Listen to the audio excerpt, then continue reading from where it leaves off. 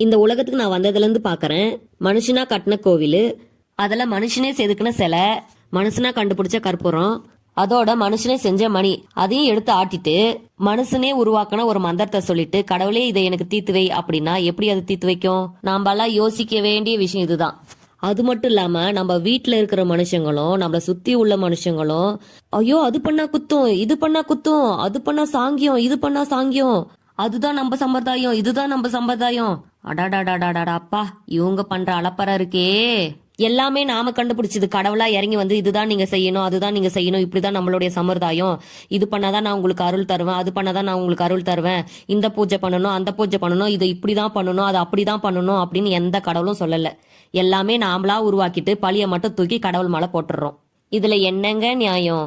யதார்த்தமா நடக்கிற ஒரு விஷயத்த கூட நம்ம இப்படி செஞ்சதுனால்தான் அது சாமி குத்தமாயிட்டுக்கும், தெய்வ குத்தமாயிட்டுக்கும் அப்படின்னு நாமளா ஏதாவது ஒண்ணு நினைச்சுக்கிட்டு மறுபடியும் அதுக்கு ஒரு வேண்டுதல் வச்சிடறோம். நமக்கு எதுக்கு ரொம்ப பேசினா அப்புறம் ரொம்ப புத்திசாலின்னு நினைப்போ அப்படின்பாங்க.